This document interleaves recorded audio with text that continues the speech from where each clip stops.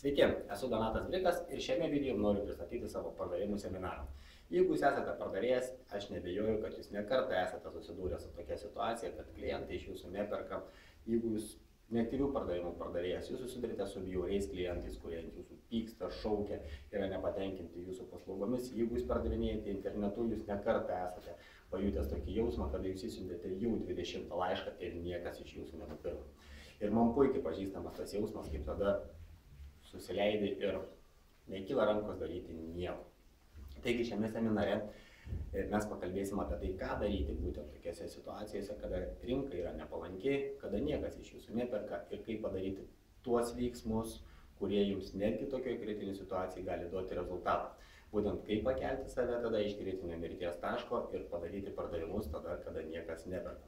Antras dalykas, apie kam skirsime daug dėmesio per šį seminarą, tai yra, jeigu jūs dirbate ne savo įmonėje, o jums nuleidžia tikslus iš viršaus. Jūs turite savo tikslus, bet valdžia jums duoda kitus tikslus, kiek jums reikia parduoti. Dažnai būna taip, kad tie tikslai jums nei šilta, nei šalta. Neabejoju, kad tau visiškai nerūpi, kiek pas tavo šefo piniginėje yra pinigų.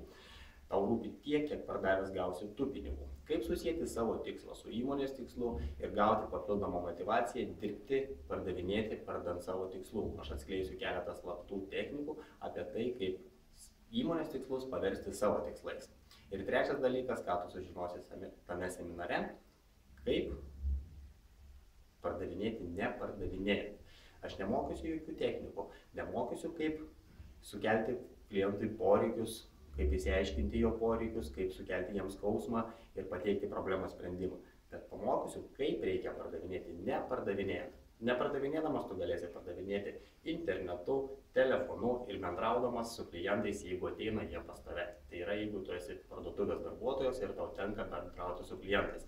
Pakalbėsime apie tai, kaip, kada klientas nori nusipirkti vieną prekę, jam dar pridėti daugiau prekių ir kad jis išeitų ir patenkintas, ir laimingas, ir nusipirkęs iš tavęs daugiau. Taigi, jeigu tu iš tiesų nori gauti gerų rezultatų, būdamas pardavėjų, laukiu tavęs savo seminare, kaip išlaikyti motyvaciją, pardavinėjant ir uždirbti daugiau.